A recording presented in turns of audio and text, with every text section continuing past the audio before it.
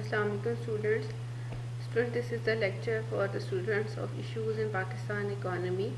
Students, in the last lecture we have discussed about the economical issues that Pakistan economy is facing.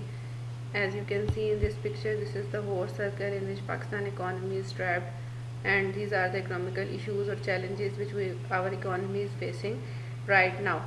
And in today's lecture we are going to discuss about the measures to remove major economical issues. As we studied earlier, that the natural resources are the key factors that perform better for the improvement in an economy, and to use these natural resources in a better way is the most important factor to improve an economy's performance. Many of the natural resources are being wasted for so long, like lands are not used properly. Lands are facing the problems of waterlogging, salinity, and the forest area is decreasing day by day, uh, which was 4% from the last 7 to 8 years, and now it has been decreased to 2.5%, which is a very alarming situation.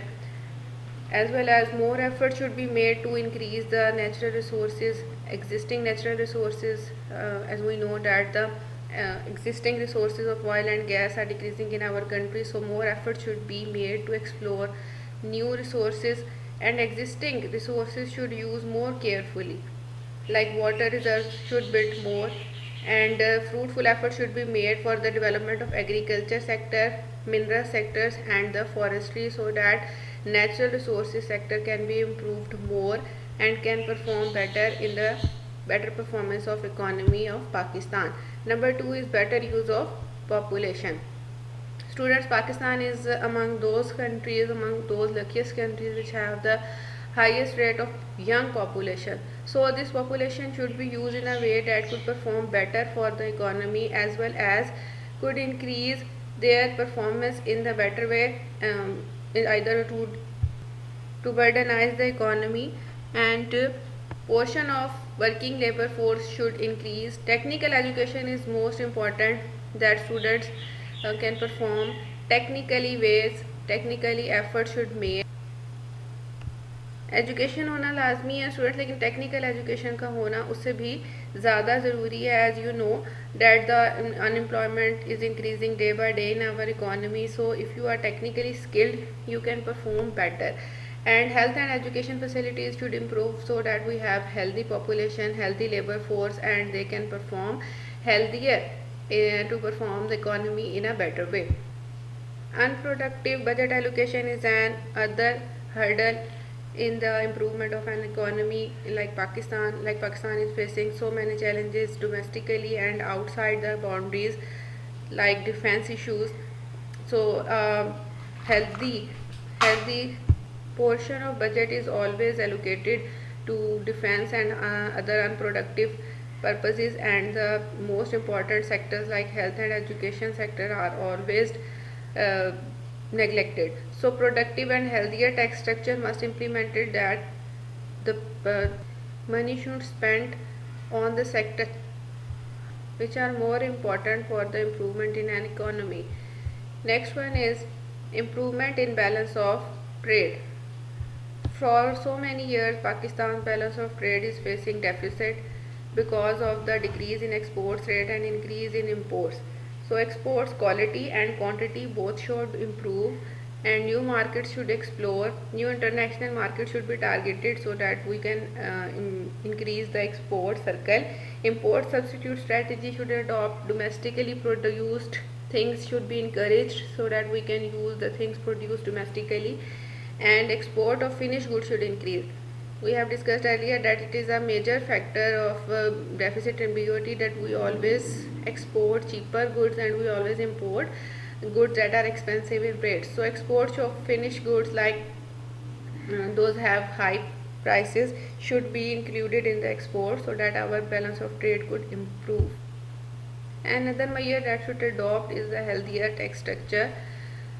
Tax evasion and tax avoidance is the most important problem we are facing in our country for so many years, that people who are considered as most important to pay tax in the tax structure, they always avoided to pay tax.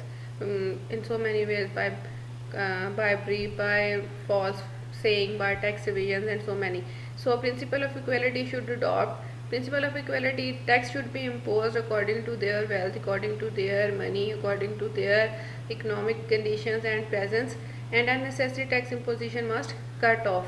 Direct taxes should improve and indirect taxes should be decreased, so that tax evasion and tax avoidance can be curbed. Next one is proper distribution of income, or we can say that equal distribution of income. Unequal distribution of income is the most important hurdle in the Pakistan economy or all the developing economies. So income should be distributed equally, that necessities should provide under subsidies, people having no sources must handle properly by the government, and feudal and nepotism system must be discouraged. In Pakistan and in all the developing economies, we can see that people who are poor are always being trapped in the poor structure, and the people who are rich always have more resources to improve their living standards. So this should be equalized, that people in the poor or low level of income should have resources so that they can improve their lifestyles, their living standards, and having opportunities so that they can invest and they can perform better as the way they want to. And people have no resource must have handled properly by the government in terms of giving them unemployment funds, or giving them loans in a proper way that they can improve in the economic structure. Next and the most important one is increase in the employment opportunities. You can never handle an economy in the situation where you have the most high unemployment rate and people are very frustrating about their employment. So employment opportunities should increase, that labor intensive technologies must encourage. In a country where you have a bundle of healthy population, young population, you should adopt such technologies, those are labor intensive, so that many people can get jobs. Industrial investment should increase. Technical education, as we discussed earlier, is the most important. Try to increase demand of local products. As you will be encouraged to use local products, demand for local products will increase, so that production of your local products will increase and the employment opportunities will increase as well. Investment should be made in small and medium scale businesses. Not only high industries or companies should be developed to increase the business. Small and medium scale businesses should be encouraged, so that all those have not a bundle of resources but they can perform, they want to perform, they can start their business from the low level. And internship should be provided to youth on large scale, as we have observed that internship youth program has been established in our country from last few years. This should be encouraged on the large scale, pay scale should be better, and they should increase the scale and the scope of these internships as well. Next one is good governance. All the measures that we have studied comes under only one indicator, that is the good governance. Good governance is the one indicator that can hold all these, and political stability is another indicator of good governance. If a country is politically stable, they can able to perform their policies and to implement their policies better than the government those are have not stability and changing day by day. As well as all the sectors of the economy should be focused equally by the government. Agriculture sector, investment sector, services sector, all the sectors should be improvised so that overall economy could be flourished. And the next one is healthy social and economical environment must build in the country. Economical and social both are the interlinked things. If your country will be socially improved and economically improved, both will flourish better, and in between both of them you can have more better employment opportunities, more improved education and health sector, and all in all improved economic structure.